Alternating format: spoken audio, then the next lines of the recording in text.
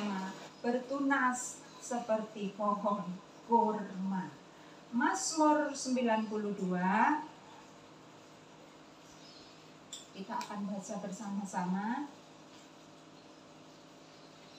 Bertunas seperti pohon kurma. Kita akan baca ayat yang ke-13. Sudah ketemu? Yang ketemu katakan amin. Ayat 13 sampai dengan ayat yang ke-14. 2, 3. Orang benar akan bertunas seperti pohon kurma, akan tumbuh subur seperti pohon aras di Libanon. Mereka yang ditanam di bait Tuhan akan bertunas di pelataran Allah kita. 15. Pada masa tua pun mereka masih berbuah, menjadi gemuk dan segar. Untuk apa? Untuk memberitakan bahwa Tuhan itu benar, bahwa Ia gunung batuku dan tidak ada kecurangan padanya. Amin. Di sini dikatakan yang barusan kita baca Mazmur 92 ayat yang ke-13. Orang benar akan bertunas seperti pohon kurma, akan tumbuh subur seperti pohon aras di Libanon. Mereka, yaitu saudara dan saya yang ditanam di bait Tuhan, akan bertunas di pelataran Allah kita. Pada masa tua pun mereka masih berbuah menjadi gemuk dan segar. Siapa orang benar itu saudara? Yaitu saudara dan saya yang sudah dibenarkan, yang tinggal di dalam kebenaran Tuhan. Di sini dikatakan, orang benar akan bertunas seperti pohon kurma, akan tumbuh subur seperti pohon aras. Mereka, yaitu saudara dan saya yang mau ditanam, yang ditanam di bait Tuhan akan bertunas. Bertunas seperti apa yang barusan kita baca? Bertunas seperti pohon kurma. Pada masa tua pun saudara dan saya akan terus berbuah menjadi gemuk. Bukan berarti ya secara jasmani ya, makannya seenaknya dewe. Kadang kan menjadi gemuk berarti gemuk boleh, tapi yang dimaksud gemuk itu bukan seperti itu, tetapi rohani kita kuat, subur ya. Terus jangan, firmannya kan berkata toh Bu, firmannya berkata menjadi gemuk, nah itu aku harus gemuk. Tidak demikian. Yang dimaksudkan di sini menjadi gemuk dan segar, yaitu rohani kita. Meskipun tubuh kita semakin lama semakin tua, tetapi roh kita akan terus tumbuh subur dan berbuah. Amin. Bertunas seperti pohon kurma. Kenapa Tuhan tidak memakai seperti pohon mangga, pohon pepaya atau pohon yang lain? Kan banyak pohon ya. Tetapi Tuhan memilih satu pohon, pohon kurma, karena pohon kurma itu kuat, kokoh, tidak mudah tumbang ya. Itulah gambaran saudara dan saya yang sudah dibenarkan Tuhan, yang mau ditanam akan terus bertunas. Pohon kurma, cara menanamnya berbeda dengan pohon-pohon yang lain ya. Kurma ditanam di padang pasir, panas terik ya, tidak mudah mendapatkan yang namanya air ya. Tetapi kalau kita menanam pohon yang lain, nanti dikasih pupuk yang paling bagus, dikasih aliran air yang pas supaya tumbuh subur. Tapi kurma tidak demikian, ditanam di padang pasir, panas terik ya, tidak mendapatkan air. Dan cara menanamnya, orang menggali lubang. Setelah digali lubang, ditaruh di situ biji kurma, diuruki, setelah ditimbun. Nah, di atas timbunan biji kurma tadi ditindih batu yang begitu besar, sehingga ketika kurma ini mulai tumbuh, dia tidak bisa tumbuh ke atas karena di atasnya ditindih batu yang begitu besar, tidak bisa langsung muncul ke atas. Jadi pohon kurma itu akhirnya tumbuh dulu ke bawah, mencari aliran air. Ketika akar-akarnya sudah mencapai yang namanya batang aliran air, akarnya sudah kuat, baru tumbuh ke atas. Kalau akarnya sudah kuat, sehingga tumbuh ke atas, sehingga batu yang begitu besar yang menindih biji kurma tadi bisa digulingkan. Yang percaya katakan amin. Jadi tumbuhnya tidak ke atas dulu, tetapi ke bawah. Ketika akarnya sudah kuat, bisa menggulingkan batu yang menindihnya tadi. Haleluya. Saudara dan saya harus bertumbuh, katakan bertumbuh.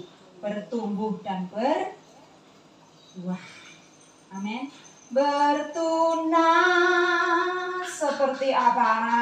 Bukan seperti pohon mangga dan pohon yang lainnya. Tetapi Alkitab mengatakan orang benar, yaitu saudara dan saya yang sudah dibenarkan, harus bertunas seperti pohon kurma. Haleluya. Tumbuh subur seperti pohon ara. Amin. Dialah segalanya,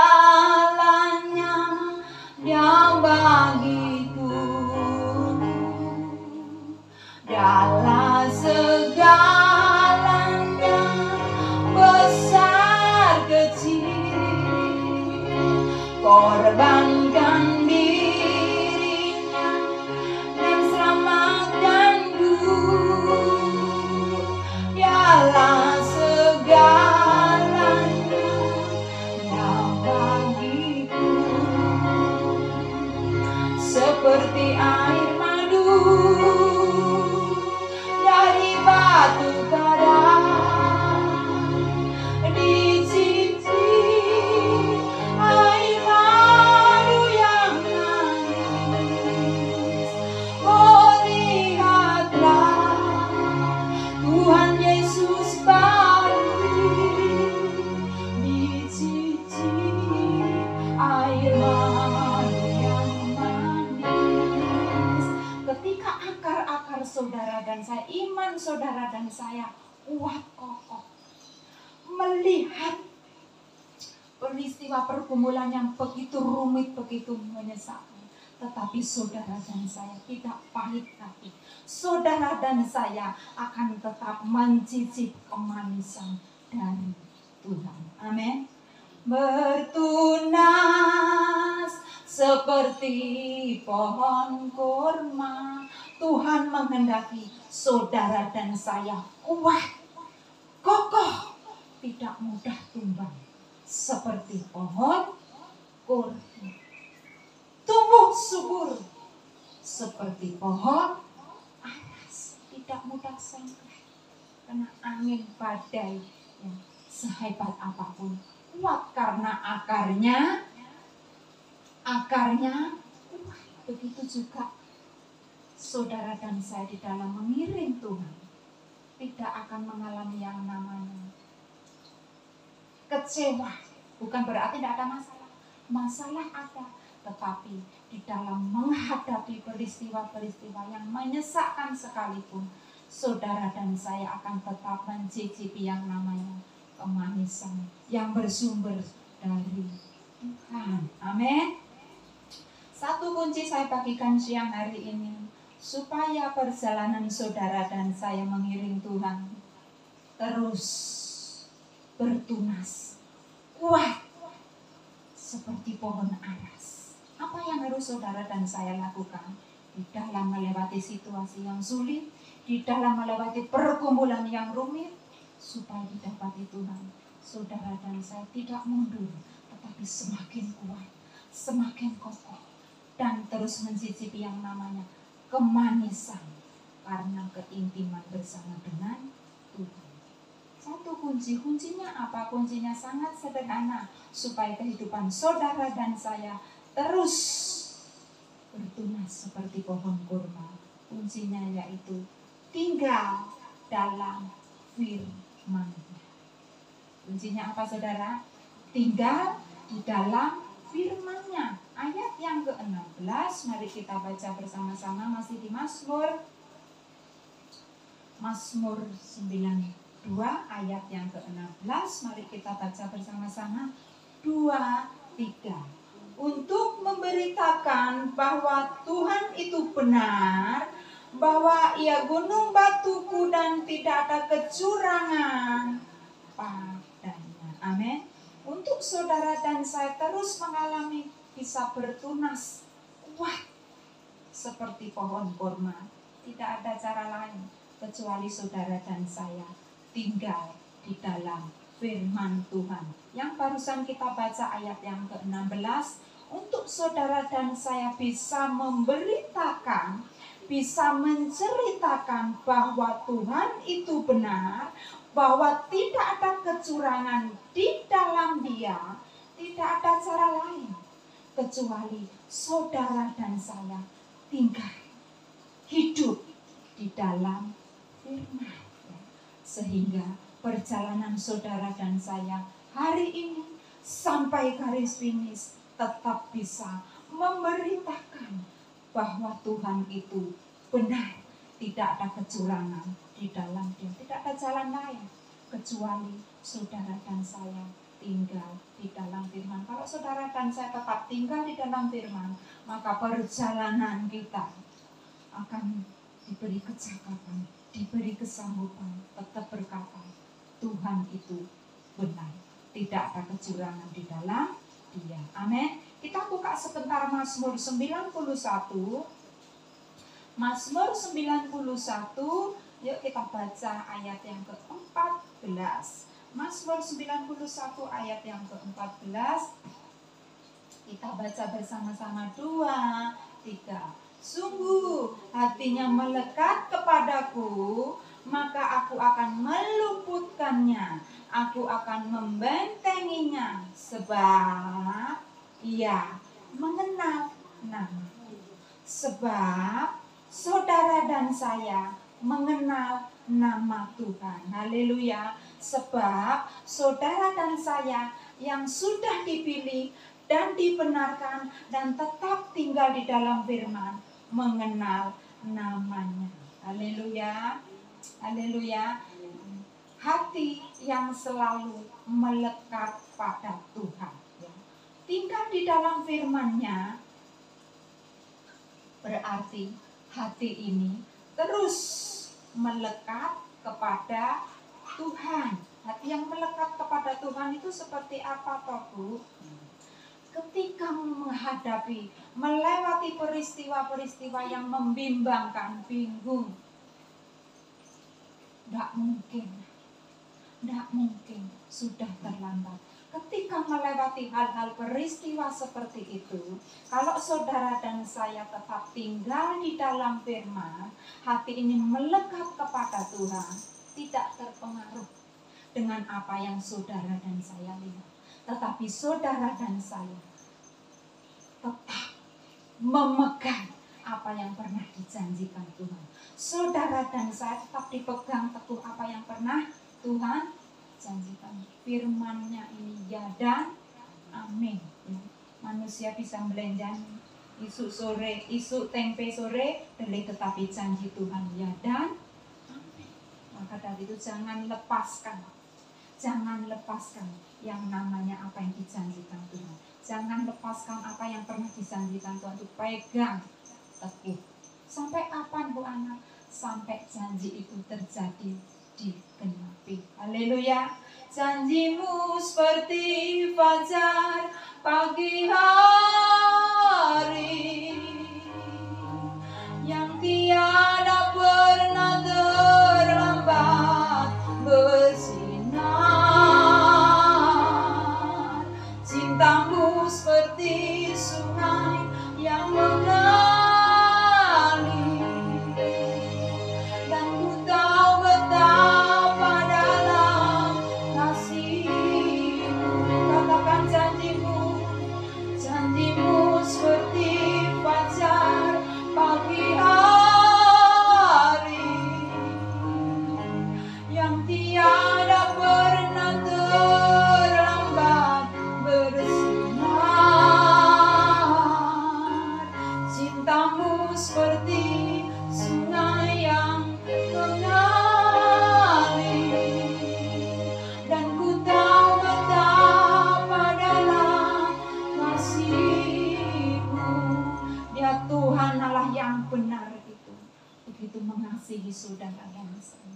Makanya bawa hati ini terus melekat kepadanya. Jangan hidup terpengaruh dengan apa yang di depan kita. Saudara dan saya hidup bukan karena melihat, tetapi karena apa? Percaya. Artinya meskipun belum melihat, meskipun belum terjadi, tetap percaya. Ya Tuhan yang benar, sekali Dia berjanji pasti akan digenapi. Haleluya. Amin. Hati yang melekat kepada Tuhan. Hati yang melekat kepada Tuhan yaitu, Tuhan, aku menghadapi peristiwa yang begitu rumit Tuhan. Aku serahkan Tuhan hatiku, bukan cuma hatiku Tuhan, tetapi jiwa. Tetapi orang yang tidak tinggal di dalam firman, ketika janji Tuhan kok belum ada titik terang, sakjane digenapi terjadi apa ndak, apa aku ki krungon-krungonan mulai bingung. Tetapi saudara dan saya yang tinggal di dalam firman Tuhan tidak terpengaruh dengan situasi, kondisi yang saudara dan saya hadapi saat ini. Amin. Amin. Karena hati ini melekat, yang dimaksud hati melekat kepada Tuhan yaitu percaya penuh kepada Tuhan. Tidak separuh, ya, tidak seperempat, tetapi percaya kepada Tuhan dengan sepenuh hati. Menghadapi pergumulan, peristiwa, justru semakin mendekat kepada Tuhan. Aku berikan Tuhan hatiku kepadamu. Ini loh Tuhan, aku tidak sanggup, aku tidak mampu Tuhan. Tetapi Tuhan, aku percaya. Seperti kemarin itu saudara, ketika saya diminta dukungan doa, Bu Ana tolong doakan. Tetapi pasangan saya, dokter sudah berkata, Bu Ana sudah tidak bisa diapa-apakan. Ketika saudara dan saya diizinkan Tuhan, anak-anak Tuhan diizinkan menghadapi hal seperti itu, dokter sudah angkat tangan, sudah dioperasi, berhasil, tetapi kok ada lagi, tidak bisa diapa-apakan. Nah, ketika menghadapi peristiwa seperti memang tidak mudah dikatakan, tetapi sulit untuk dilakukan. Tetapi ketika saudara dan saya belajar untuk melekat kepada Tuhan, untuk tinggal di dalam firman-Nya, apa yang mustahil bagi saudara dan saya itu tidak mustahil bagi Tuhan. Terus bagaimana Bu? Tetap katakan, semua musuh-musuhku aku telan habis. Yang namanya musuh itu bisa persoalan sakit penyakit, perekonomian, ya, macam-macam, masalah anak cucu menantu macam-macam. Tetapi tetap perkatakan, semua musuh-musuhku akan kami telan habis. Amin. Itu firman yang saya sampaikan yang kemarin sakit. Tetap perkatakan sampai detik ini, pergumulan apapun, tetap perkatakan, semua musuh-musuhku pasti kami telan habis. Haleluya. Ketika mendengar hal itu, maka iman kita akan kuat, iman kita akan kokoh. Haleluya. Tapi peristiwa yang sulit, yang rumit, berikan kepada Tuhan apa? Hati dan jiwa. Amin. Ku berikan hatiku dan jiwaku,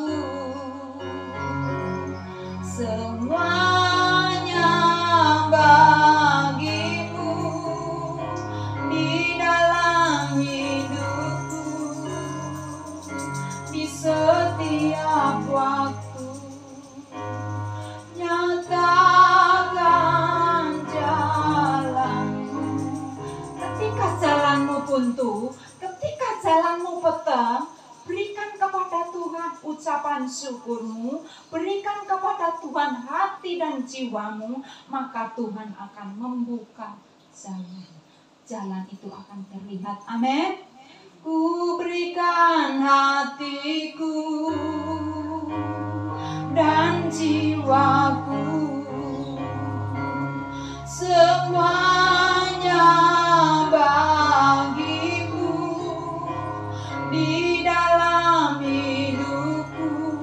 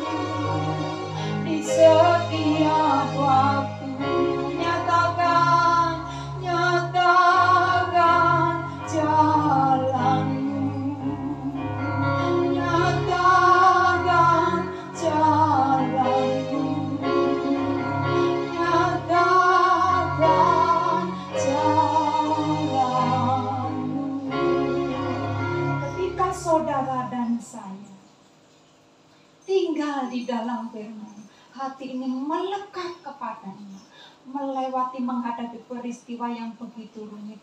Berikan kepada Tuhan, bukan omelan, bukan keruh Tuhan, tetapi hati dan jiwa ini Tuhan kita berikan kepada Tuhan. Maka Tuhan akan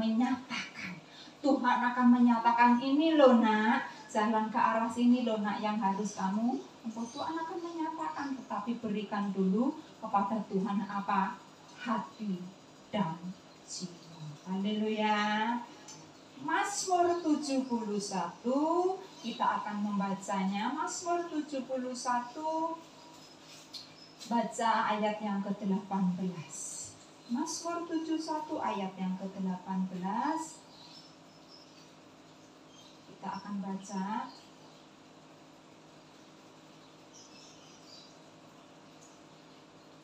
Yang sudah ketemu katakan amin. 2, 3. Juga sampai masa tuaku dan putih rambutku ya Allah, janganlah meninggalkan aku, supaya aku memberitakan kuasa-Mu kepada angkatan ini. Terus selanjutnya, keperkasaan-Mu kepada semua orang yang akan datang. Dikatakan dari masa muda sampai masa tua, sampai putih rambutnya, orang ini tidak dikatakan tidak mau meninggalkan Tuhan atau tidak mau jauh dari Tuhan. Dari masa muda sampai masa tua, sampai putih rambutnya, tidak mau ditinggalkan Tuhan. Artinya orang ini membawa hidupnya, membawa hatinya melekat, nempel kepada Tuhan. Bukan pada masa muda, tetapi sampai pada masa tua, sampai putih rambutnya. Dia tidak mau ketinggalan atau ditinggalkan Tuhan. Artinya membawa hidupnya, membawa hatinya melekat kepada Tuhan. Tujuannya yang pertama, kenapa orang ini mau tetap hidup di dalam firman Tuhan? Kenapa orang ini dari masa muda sampai tua, sampai putih rambutnya tidak mau ditinggalkan Tuhan, mau tetap melekat, nempel kepada Tuhan? Tujuan yang pertama dikatakan di sini, tujuan yang pertama, supaya hidupnya, supaya kehidupan saudara dan saya dapat memberitakan kuasa Tuhan kepada angkatan sekarang. Itu tujuan yang pertama. Dan tujuan yang kedua, kenapa orang ini menghabiskan waktunya dari masa muda, masa tua sampai putih rambutnya, tetap hatinya nempel, melekat kepada Tuhan. Kalau yang pertama, supaya sepanjang kehidupannya terus memberitakan kuasa Tuhan. Bagian yang kedua, yaitu supaya sepanjang hidupnya, seumur hidupnya dari masa muda sampai masa tua, sampai putih rambutnya, tetap bisa memberitakan, menceritakan keperkasaan Tuhan kepada semua orang. Kalau tadi yang pertama dikatakan supaya hidupnya dapat menceritakan kuasa Tuhan kepada angkatan ini, berikutnya supaya sepanjang hidupnya bisa memberitakan kebenaran Tuhan kepada semua orang. Berarti bukan kepada orang Kristen saja, tetapi kepada orang yang di luar sana. Ketika melihat kehidupan saudara dan saya, melalui tutur kata kita, melalui perilaku kita, saudara dan saya menceritakan yang namanya keperkasaan, pertolongan, mujizat demi mujizat yang sudah Tuhan berbuat di dalam kehidupan kita. Amin. Amin, saudaraku. Tinggal di dalam firman itu yang membuat kehidupan saudara dan saya berubah. Yang tadinya tidak bisa berbuat apa-apa karena mau tinggal di dalam firman, membawa hati dan jiwanya melekat diserahkan kepada Tuhan, sehingga kehidupannya mengalami yang namanya perubahan. Ada perubahan. Amin. Perubahan yang pertama tadi untuk apa? Untuk menceritakan apa? Keperkasaan Tuhan dan kuasa Tuhan. Amin. Keperkasaan kuasa Tuhan itu tanggung jawab saudara dan saya untuk memberitakan, diceritakan kepada anak cucu kita, kepada pasangan kita, maupun saudara dan saya ketika berada di luar. Haleluya. Diceritakan keperkasaan Tuhan, keadilan, kebaikan Tuhan. Itu tidak bisa kita dapat dengan cuma-cuma.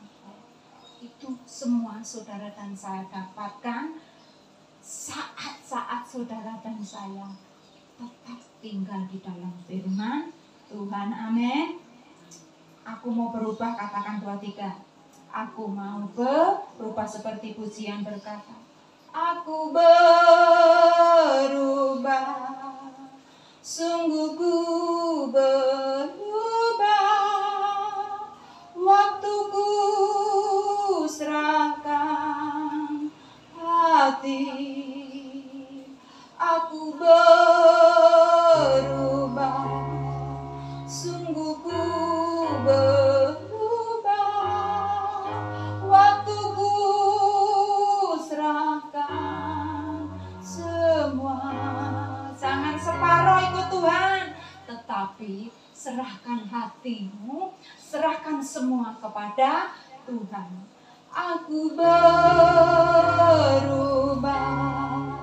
sungguh ku berubah, waktuku serahkan hati.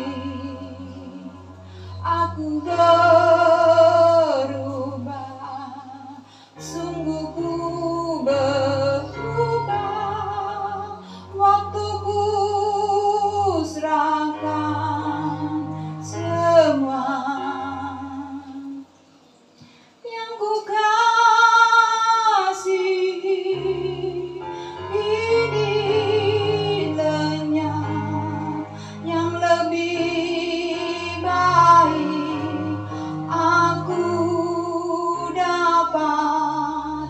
Aku berubah, sungguh ku berubah, waktuku serahkan semua. Sekali lagi, aku berubah, sungguh ku berubah, waktuku serahkan hati. Aku berubah, sungguh ku berubah, waktuku serahkan semua. Yang ku kasihi kini lenyap, dan kini aku sekarang apa? Dapat berubah. Berubahnya bukan waktu ibadah seperti ini saja, tetapi keluar dari tempat ini tetap orang melihat ada perubahan, ya. Yang tadinya gampang kecentok sidik langsung motong, ada perubahan. Bisa dengan mudah melepaskan yang namanya pengampunan. Ada perubahan. Haleluya. Kita buka sebentar Amsal 15. Kita baca ayat yang pertama. Amsal 15 ayat yang pertama. Kita bersyukur ya saudara, kalau siang hari ini yang hadir yaitu 300 ya jiwa. Ya. Alkitab mengatakan setia dalam perkara kecil dulu, baru Tuhan percayakan perkara yang besar. Haleluya. Amsal 15 kita akan membacanya ayat yang pertama. Amsal 15 ayat yang pertama kita baca 2-3. Jawaban yang lemah lembut meredakan apa? Kegeraman. Tetapi perkataan yang pedas membangkitkan apa? Amarah. Perkataan yang pedas dikatakan membangkitkan amarah. Tinggal di dalam firman, orang yang tinggal di dalam firman pasti perkataannya yaitu perkataan yang lemah lembut. Orang yang tinggal di dalam firman, yang hatinya ini melekat kepada Tuhan, percaya penuh kepada Tuhan, perkataannya pasti perkataan yang lemah lembut, sehingga ketika orang mendengar percakapannya, ketika diajak ngomong-ngomong, orang berkata, aku tuh paling seneng loh ngomong sama ibu ini. Perkataannya tidak pernah menjatuhkan, perkataannya yaitu perkataan yang membangun. Ketika menegur pun ditegur dengan kasih. Itu ciri-ciri orang yang tinggal di dalam firman. Itu ciri-ciri orang yang hatinya melekat kepada Tuhan. Haleluya. Ya, sehingga ya, orang yang perkataannya yang menenteramkan, perkataan yang lemah lembut ini pasti dikangeni banyak orang. Ibu itu kok tidak datang ya, bapak itu kok tidak datang ya. Karena apa? Ada sesuatu yang membekas, yaitu perkataan yang menyegarkan, perkataan yang membangun. Ya. Coba nek perkataan-perkataan yang pedas, oh ibu itu tidak datang, oh bapak itu tidak datang, beneran, betul demikian. Tetapi kita percaya, setiap kita yang hadir di tempat ini, perkataan kita adalah perkataan yang dinantikan banyak orang, karena perkataan yang bersumber dari Tuhan. Haleluya. Hatiku ayam tentrem, hatiku ayam tentrem. Semua itu saudara dan saya dapat di mana? Kabeh iku Gusti Yesus kang maringi. Matur nuwun, matur nuwun, matur nuwun Gusti Yesus, kula matur nuwun.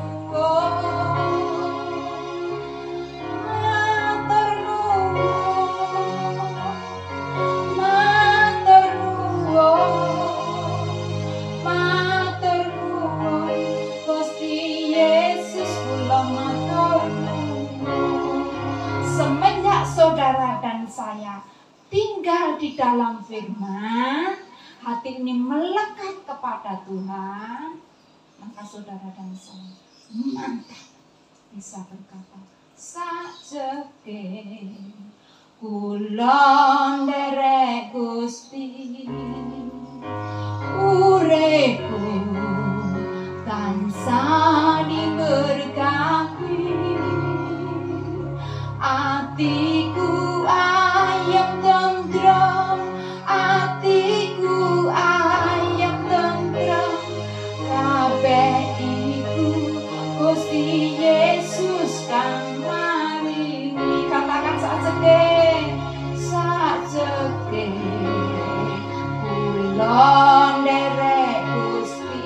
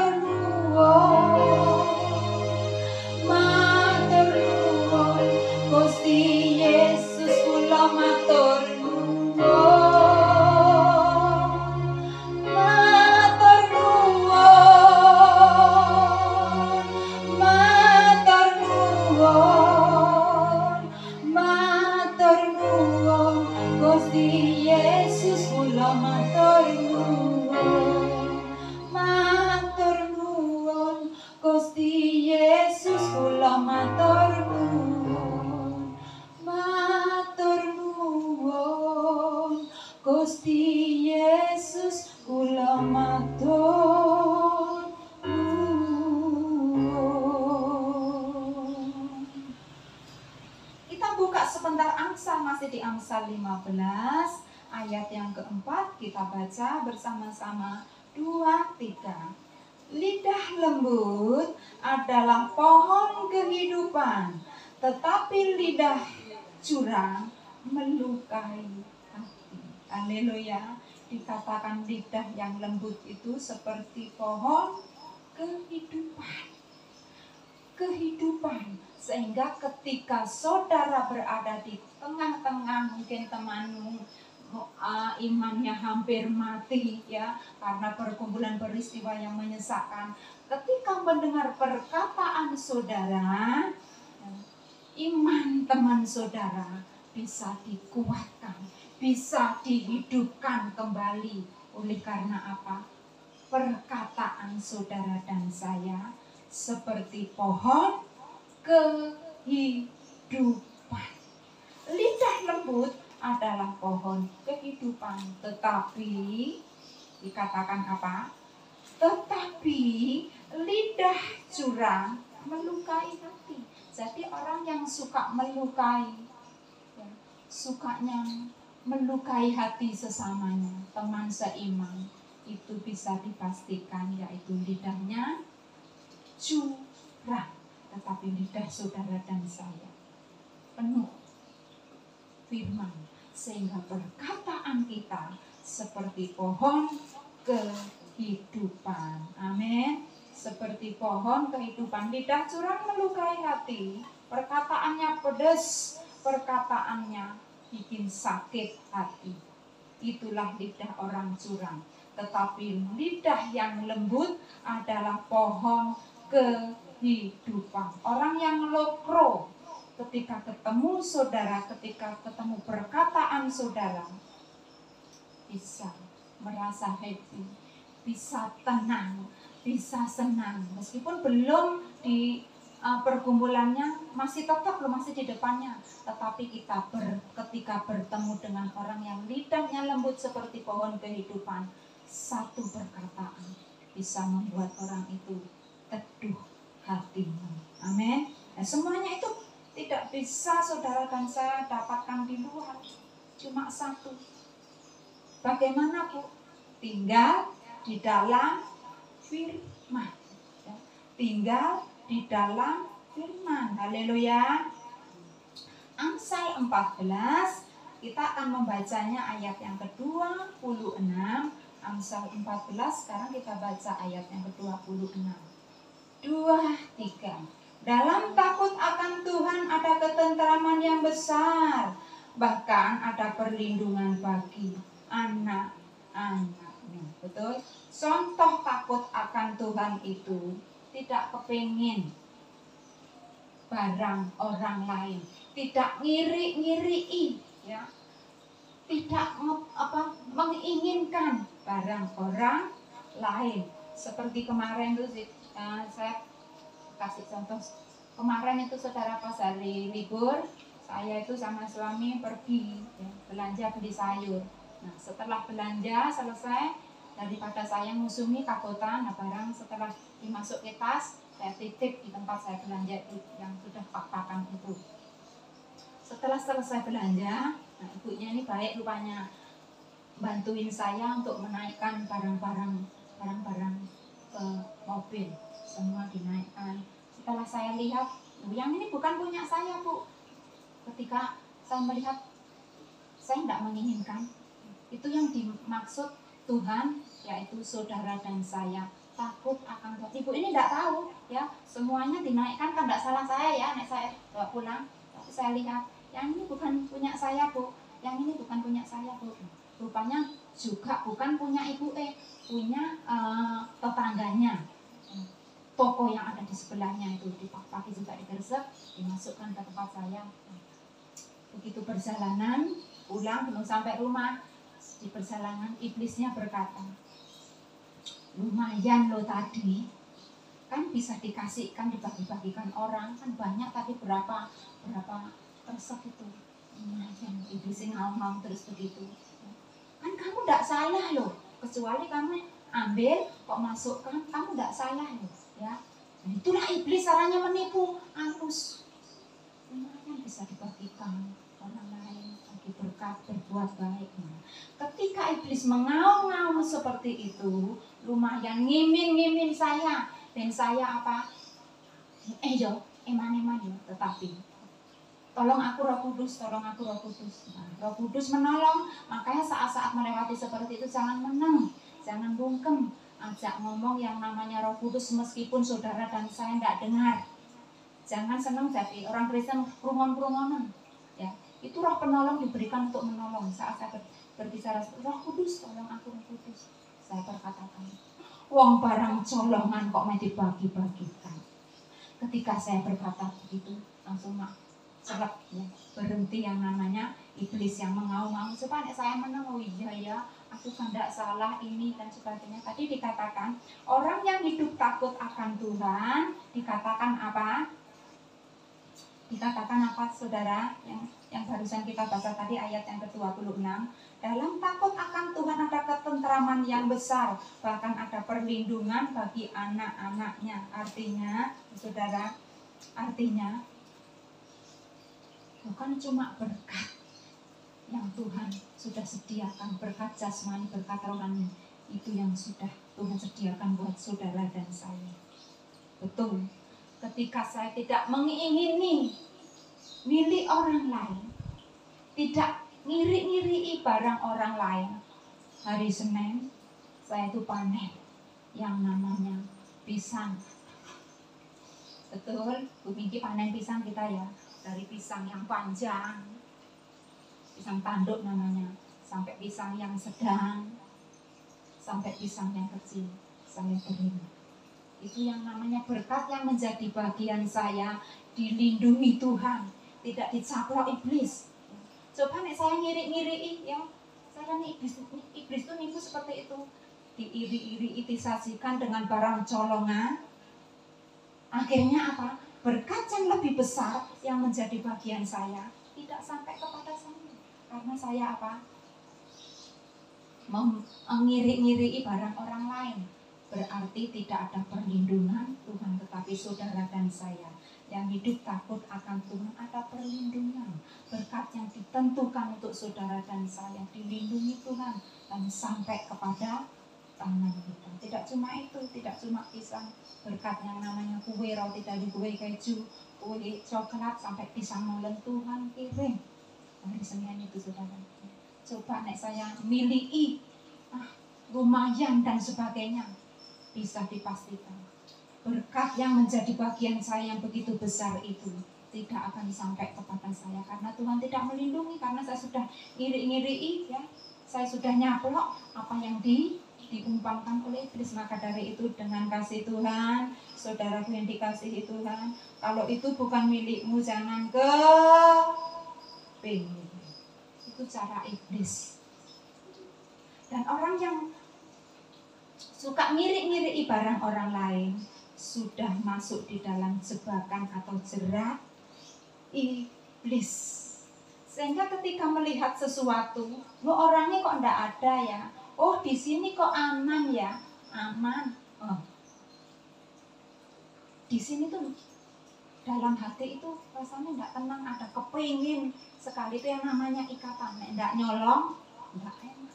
Nek enggak nyolong, enggak keringkesi barang orang, enggak enak. Itu yang namanya terikat, diikat oleh iblis. Kita koreksi diri kita ya, masing-masing saudara ya.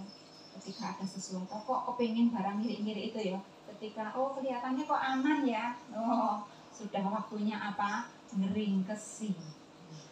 Dengan kasih Tuhan ya, dengan kemurahan Tuhan, karena Tuhan tidak mau berkat yang menjadi bagian saudara dan saya dicaplok iblis ngapusi, dikai dengan barang colongan yang cuma dikecap habis, tetapi berkat yang dari Tuhan itu melimpah-limpah ya. Itu caranya iblis. Caranya iblis, nggak apa-apa. Kan kamu nggak salah, lumayan loh, bisa dibagi-bagikan. Ya, saudara, barang colongan jangan dibagikan. Kalau mau menjadi berkat, yaitu hasil keringat kita sendiri. Haleluya, amin. Ya, saudara mau diberkati Tuhan, dan berkat yang menjadi bagian kita sampai kepada kita. Caranya tidak ada lain, tinggal di dalam firman. Ketika saudara dan saya tinggal di dalam firman Tuhan, hati ini melekat kepada Tuhan. Meskipun di samping kanan kirimu, di depanmu ada kesempatan untuk nyolong jipuk, maka saudara dan saya berkata, no, itu bukan barang saya. Berkat yang jauh lebih besar Tuhan sudah sediakan buat saya.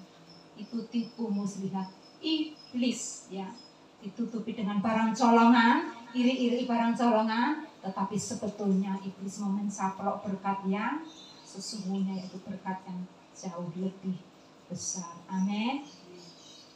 Seperti Yesus, seperti Yesus,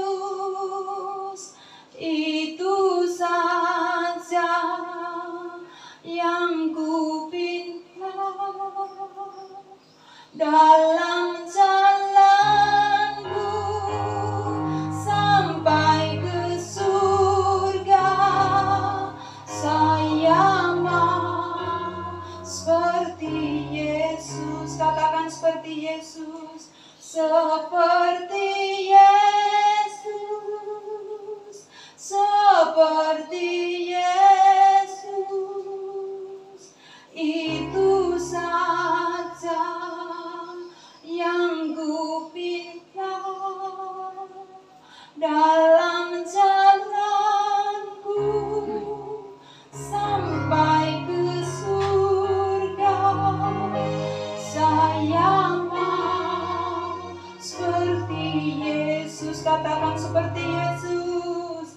Seperti Yesus, seperti Yesus, itu saja yang kupinta dalam jalanku sampai ke surga. Saya mau seperti Yesus. Amin. Kita buka sebentar Amsal 19 ayat yang ke-16. Amsal 19 ayat yang ke-16. Kita baca 2-3. Siapa berpegang pada perintah memelihara nyawanya. Tetapi dikatakan bagian B, tetapi siapa menghina firman akan mati. Siapa saja yang menghina firman akan mati. Artinya mati jasmani, mati rohani. Berkat yang seharusnya terus dialirkan mati, berhenti. Sumber air berkat mati, berhenti karena meremehkan yang namanya firman. Firman adalah sumber segala sesuatu yang saudara dan saya butuhkan. Sumber kesembuhan, sumber mukjizat, sumber semuanya. Firman Tuhan adalah jawaban dari setiap pergumulan saudara dan saya. Amin. Satu ayat lagi, ya, kita baca bersama-sama. Saudaraku yang dikasihi Tuhan, apapun yang saat ini yang Tuhan izinkan terjadi di dalam kehidupan saudara dan saya, percayalah Tuhan sudah mengukur bahwa Tuhan melihat engkau dan saya sanggup. Dan ketika melewati peristiwa yang rumit, melewati jalan buntu, sekali lagi tetap katakan, semua musuh-musuhku pasti aku telan habis. Dan yang kedua, berkatakan, aku, pasanganku, semua anak-anakku akan bertunas. Bertunas seperti apa? Pohon kur. Haleluya. Sebagai ayat penutup, kita baca Mazmur 92 ayat yang ke-15. Mazmur 92 ayat yang ke-15 sebagai ayat terakhir, ayat penutup. Mazmur 92 ayat yang ke-15 kita baca bersama-sama 2, 3. Pada masa tua pun mereka masih berbuah, menjadi gemuk dan subur. Sampai masa tua pun tetap segar, sehat, dan menjadi berkat. Nah, sebagai ayat bonus, ayat yang ke-13 kita baca bersama-sama 2, 3. Mazmur 92 ayat bonus. Mazmur 92 ayat yang ke-13 kita baca bersama-sama 2, 3. Orang benar akan bertunas seperti pohon korma, akan tumbuh subur seperti pohon aras di Libanon. Siapa yang bertunas? Katakan saya. Saya akan bertunas seperti pohon kurma. Aku, pasanganku, semua anak-anakku akan bertunas seperti pohon kurma. Tumbuh subur seperti pohon aras. Saudara dan saya yang sudah dibenarkan, ya, akan mengalami yang namanya bertunas. Katakan bertunas. Bertunas seperti apa? Pohon kurma. Katakan aku bertunas. Aku bertunas, aku bertunas, keluarga besarku bertunas seperti pohon kurma. Semua musuh-musuh pasti kami telan habis. Amin. Tuhan memberkati. Kita naikkan satu pujian bagaikan bejana. Terima kasih Tuhan, firman-Mu berhenti sampai di sini ya Tuhan. Roh Kudus akan terus menolong kami supaya kehidupan kami Tuhan terus bertunas seperti pohon kurma. Dan Roh Kudus akan menolong